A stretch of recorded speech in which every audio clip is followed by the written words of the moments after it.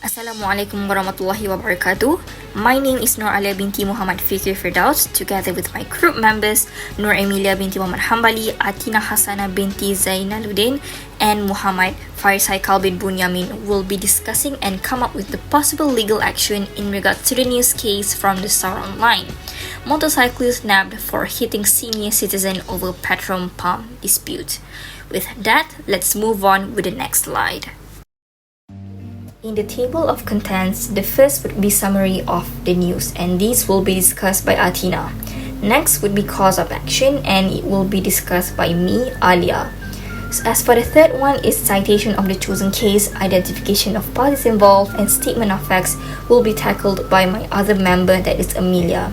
Moving on with the legal issues will be discussed by me again.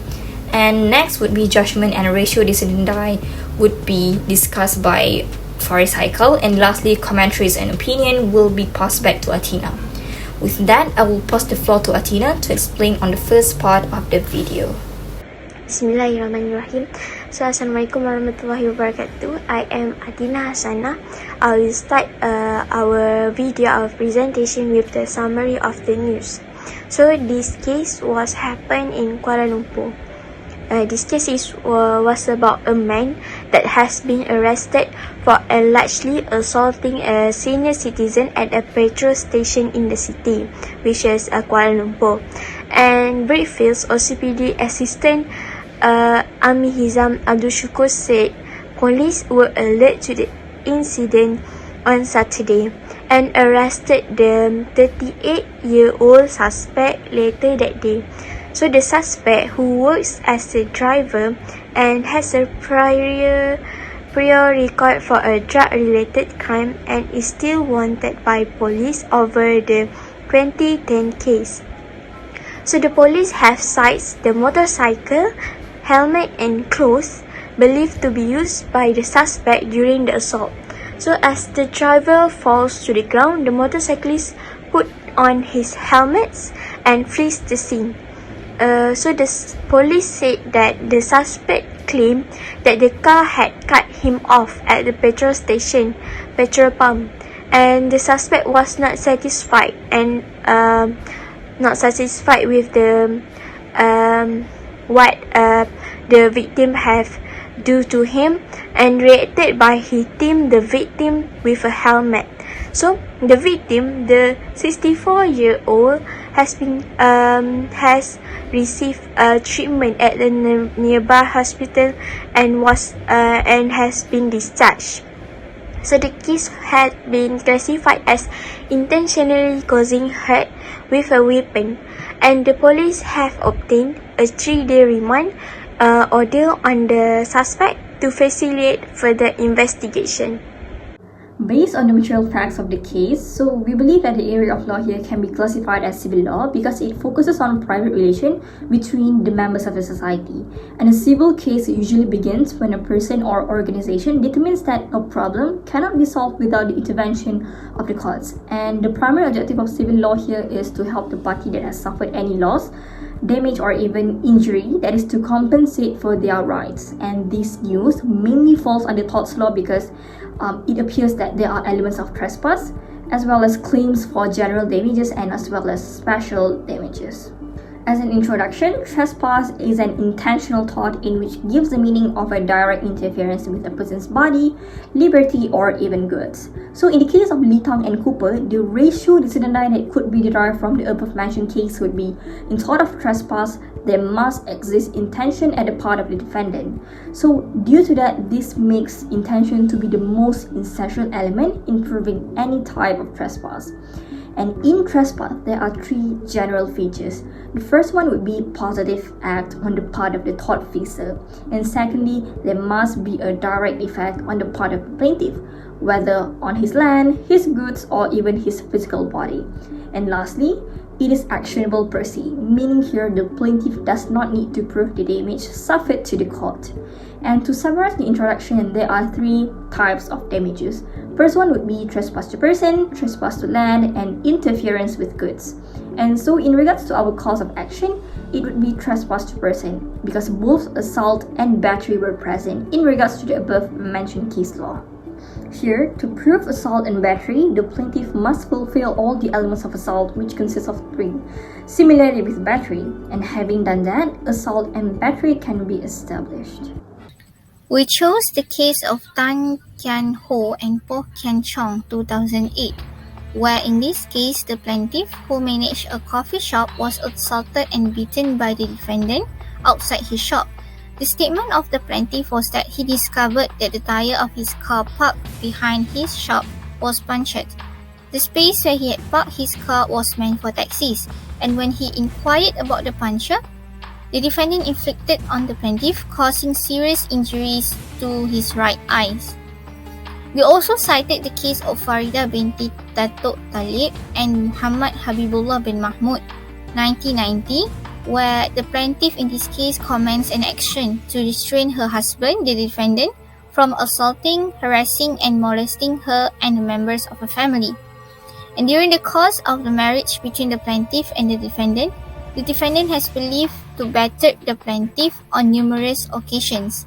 And on January 1989, the defendant continued to ill-treat the plaintiff by butting a lighted cigarette on the plaintiff's face. She also alleged that the defendant kept harassing her at her place of work and making threatening phone calls. The parties involved based on the above news is the defendant, who is a 38-year-old driver, and the plaintiff, who is a 64-year-old man. Moving on to the statement of facts based on the news. A 38-year-old man was arrested for assaulting a 64-year-old man at a petrol station in the city. The defendant, who works as a driver, was said to have a prior record for a drug-related crime, and he is still wanted by police over the 2010 case. The defendant is believed to use a helmet to hit the plaintiff before he fleeing off the scene. And it was said that the defendant act above was because he was not satisfied that the car driven by the plaintiff had cut him off at the petrol pump and started to hit the plaintiff until he fell to the ground. But the plaintiff had received treatment at a nearby hospital and was later discharged. Now, moving on with the questions of law in regards to our news, the first general issue would be whether the act of the defendant gesturing to the plaintiff amounts to an assault. And as for the sub-issues, firstly, was there any gesture to commit battery? And secondly, does the plaintiff feel reasonably apprehension of immediate physical contact by the defendant as if he's about to be attacked? And lastly, does the defendant has the ability to carry out the threat in the first place? Having done that, the second general issue arises whether the act of the defendant hitting the plaintiff's head with his helmet amounts to a battery. As for the sub-issues, the first one would be, was there a hostile touching? Is it considered to be lawful? And secondly, was there a direct force on the part of the defendant? And lastly, does the act could be regarded as a lawful justification? With that, we'll move on with the third question of law, that is whether the plaintiff is entitled for general damages as well as special damages.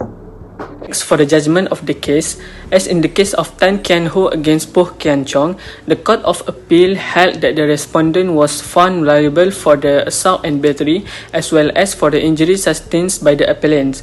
The appellant was also awarded damages since he was a businessman who was injured as a result of the defendant assault and battery. By following the cited cases, it is believed that the defendant can be held liable for the plaintiff injuries for trespassing to a person who is assaulting and harassing the plaintiff because all the elements of assault and battery have been proven by the plaintiff. Furthermore, the court may award general damages to the plaintiff because he incurred personal injuries such as pain and suffering as a result of the incident, as well as the special damages for the medical expenses because he was treated at the nearby hospital after the incidents. Next, we move on to the ratio decidendi. The defendant can be liable for assault and battery because the plaintiff has proven the elements of assault and battery, which is firstly, there is some gesture from the defendant to commit battery. Secondly, the plaintiff feels reasonable apprehension of immediate physical contact from the assault, which is from the defendant, and the defendant has the ability to carry out the threat as no one stopped him from assaulting and hitting the plaintiff. Moreover, it is stated clearly that the plaintiff was injured as a result of the defendant's act and was treated in the nearby hospital. Here, we believe that the injuries are sufficient to establish assault and battery, as in the case of Tan Kian Ho against Poh Kian Chong, which is the court held that the appellant had made out a case of assault and battery on the balance of probabilities even without the proof. The fact that the plaintiff had sustained injuries during the incident was supported by the medical evidence, and further, the plaintiff claimed that the injury was caused by the defendant was verified. Meanwhile, the plaintiff is entitled to general damages because he was injured as a result of the defendant's action, and special damages for medical expenses can be awarded. So now we come to the last part of our presentation of our video, which is about commentaries and our opinion. So based on our opinion, we could suggest that the court might help that the suspect, 38 years old driver, defendant might be liable for trespass to person. So in this situation, the defendant not only was there to intend to hit, but he had hit the plaintiff mercilessly, even though he knew that the plaintiff was a senior citizen who should have been known as a person worthy of respect and administration by him as a teen. And furthermore, in trespass to person, we know that trespass to person were divided into 3 types, and that were battery, assault, and fast imprisonments. And in this case, battery and assault were already presented, and we know that in this case, the defendant, he used a helmet as a method to hit the plaintiff